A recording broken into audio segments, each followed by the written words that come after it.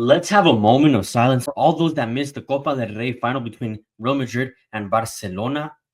3-2. Jules Koundé, the unlikely hero for Barcelona in this match. What a fucking game. I'm going to give you my reaction, my thoughts, opinions, everything that went down in this match. But before we get into everything, make sure you guys subscribe, like, check out all the platform links down below. Hello and welcome back to another episode of Charla Football. I am your host, as always, Gerardo. And today we're going to talk about the Copa del Rey final between Real Madrid and Barcelona. 3-2 in Barcelona's favor. A game that had absolutely everything in it. And if you missed it, I am so sorry for your loss. I mean, where do you even start in a game that had everything? Let's take it back to the beginning. Before the match even started, all the drama that was going down, Real Madrid not hosting a press conference, threatening of not playing the match, and then finding out that they are going to play the match because of all the stuff going on with the referees and all the background noise that was going on. Just nuts stuff that you just don't see in any other league but La Liga, but in Spain, pretty much. Real Madrid, we're not going to start with Mbappe because he was barely coming back from injury. Same thing for Barcelona. They had no Lewandowski, no Balde as well. Both teams missing key figures in both of their squads. For Real Madrid, it was 6 games undefeated without Mbappe in the starting lineup, except for today. And as for Barcelona, whenever there's no Lewandowski and it's Ferran Torres starting up top, they have 15 goals in the last 3 games without Lewandowski. So it seems like even without their stars, both teams are able to thrive. And that's exactly what happened in this match. Now let's take it to the very first big action into the match, Pedri's goal. And what a goal that was. Top bins, left-hand corner, Courtois' right-hand corner. It was Yamal on the right-hand side. It was a play that started from Pedri, a recovery from Cubarsí, a ball from Pedri into Yamal down the right-hand side. And he was just waiting patiently for Pedri to come at the top of the box to just strike it perfectly into that top hand corner. And I don't know about you guys, but every time I see Yamal on the ball, he resembles so much what Neymar does, what Neymar did back when he was at Barcelona. And I'm not sure if you guys have seen those videos where they inverse the angle or inverse the highlights of Lamine Yamal, but it looks exactly like Neymar. And that's why he dyed his hair. I'm not a big fan. Let me know what you guys think of his hair. It looks a little too yellow for me. It doesn't look blonde at all. But regardless, he was very important in today's match, along with Pedri. Pedri, who statistics just don't do him justice pretty much. You have to watch what Pedri does on the ball to really see how good of a footballer he is. And I'm not sure if you guys seen the stat of how many MVPs he's had in La Liga this season. I mean, keep in mind, this is his first healthy season in probably 2-3 seasons. But yeah, the way he's been playing, the way he's performing, the way Barca is playing as well, the reason why they're considered favorites in all 3 competitions, it's because of Pedri. It's the way he plays, the way he controls the midfield. It's 6 goals for Pedri. I think he has 7 assists as well. Only 13 goal contributions, and I don't even know how many matches. But like I said, statistics don't back up, don't do him justice. You have to watch what he does on the ball. And those who know ball know that he is one of the best midfielders in the world, if not the best.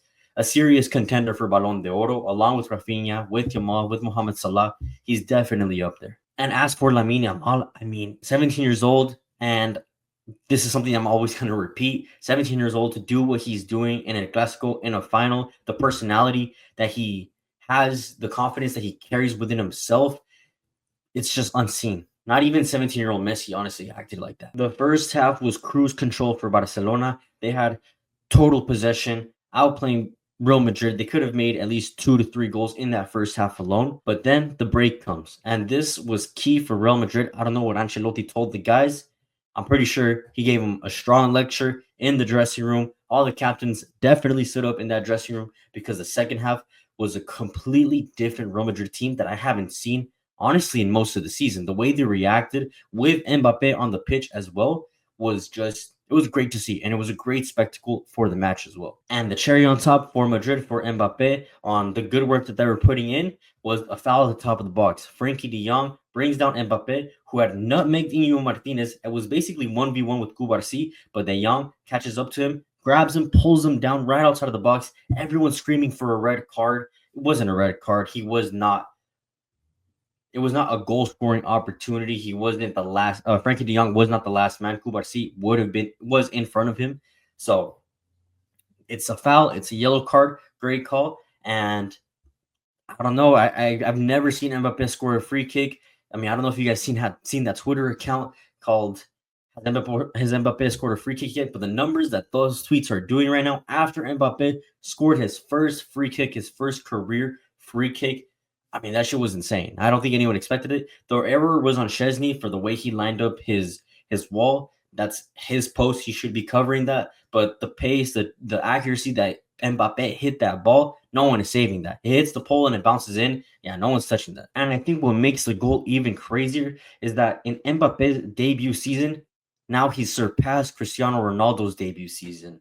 So he has more goals than in this debut season than Cristiano Ronaldo had in his debut season. Just crazy stat to deep. At that point, it was all in Real Madrid's favor. Pretty much the whole second half up until like the 70th minute, almost 80th minute was all in Real Madrid's favor. Chance after chance, corner after corner, and it was this specific corner that goes onto the head of Tchouaméni, perfectly placed ball onto Tchouaméni, who dunks above Jules Koundé, and it's 2-1 for Real Madrid. And the stadium is going crazy. The fans going crazy. The Real Madrid bench celebrating like they already won the match. And because at that point, the way Barcelona was playing, the way Real Madrid was playing, it looked like this was Real Madrid's title to win. And one of the things with Barcelona this season is their mentality. Yeah, if you were looking at like 3-4 years ago, or Barcelona from 3-4 years ago, after that goal, it would have been 3-1, 4-1, game over. Barcelona would have lost. But Hansi Flick has instilled a different mentality on these players, and these players are hungry, and they remain calm.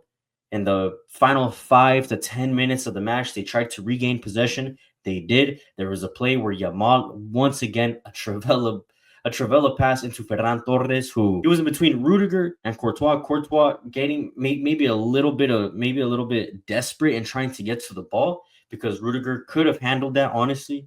But in that desperation, Ferran Torres heads the ball around Courtois, leaving an open, gaping net, and he just taps it in to equalize it in the last few minutes. And yeah, it was game on from there. And it's crazy that without Lewandowski, Ferran always responds either off the bench or from the start. Typically, he does a little bit better off the bench. I mean, just listen to these stats. He has 21 goals and assists in 16 starts. But keep in mind, a lot of these contributions are not all from the start. But today he did his due diligence.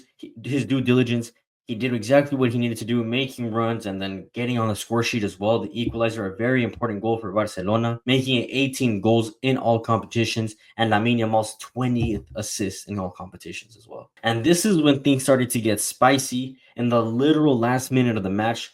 I think the referee had given 6 extra minutes of extra time, and there was a penalty in Barcelona's favor. With everything that was going on in the background with the referees, Real Madrid talking shit about the referees, possibly cancel or wanting to not go to the match, this was just like, I mean, this would have caused a frenzy on social media, probably in the world, to be honest. It was honestly a stupid challenge from Raul Asensio inside of the box on Rafinha.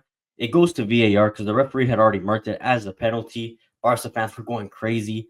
But once he goes to VAR, he sees that it was actually Rafinha who dove inside of the box. Never really, I don't think he got a full touch on him, Asensio. And yeah, the right decision was made. They overturned it, gave a yellow to Rafinha for simulation, which is absolutely correct. Then we go to extra time. I thought this game was going to go to penalties. I'm not going to lie. The way the teams gave everything in those 90 minutes, you can see it in extra time. There was tired legs. Players were injured, hopping on one leg. I don't know if you guys saw Rudiger, even Pedri, just gave everything in those first 90 minutes. They were completely drained of energy. So a lot of subs had to be made. The quality of football kind of went down up until there was that big mistake from Luka Modric. A player like him who has so much experience, has over 20 years of footballing experience, knows that you can't just be kicking a ball into the midfield without knowing somebody's going to get there. And I'm not sure if the person who was going to receive, I don't know if it was Fran Garcia, I believe. I'm not sure if he was ready or Brahim Diaz, one of them two on the left side. I don't know if they were ready to receive that ball, but Jules Koundé was. He leaps onto that ball that Modric just spilled into the midfield. One touch to set up his shot, and then the second one, just a clean strike into the bottom left-hand corner where Courtois could not react, could not get there fast enough, and game over right there. The player that you would think would be the most tired, because this player, Jules Koundé, he's played over 100 something, 101 consecutive matches. Just recently, he did not play, and that was the first time he had not played in who knows how long. And here he is again, playing over 90 minutes, over 100 minutes. I don't even know how long it had been, and still just being able to be alert, fresh, ready for whatever would happen, and getting a goal, the winning goal to continue Barcelona's treble hunt, because really they're just a handful of games away from being able to achieve another treble in their history, which is insane. If you guys missed this match, I'm really sorry that you guys missed it, because this was the most talked about match throughout the week, and I'm glad I got to watch it. I hope you guys got to watch it and enjoy it as well. Thank you for tuning in. Make sure you guys subscribe, like, check out all the platform links down below. Check out the Instagram, TikTok. We're about to hit 10K on Instagram. Once we get to that 10K, I will be doing a special giveaway. So make sure, if you guys made it to the end of this video, get to that. Help me get to that 10K mark, because there will be a big giveaway at the end of it. Yeah, let me know if you guys think Barcelona will achieve the treble this season. One down, 2 more trophies to go. Will they do it? And as for Real Madrid, we already know Ancelotti's pretty much gone. Who should they bring in? Who's going to be able to fix up the mess that Ancelotti's pretty much leaving for the next guy to come in? Will it be Xavi Alonso? Will it be Raul? Will it be Santiago Solari? Let me know. I'll see you guys on the next one. Peace out.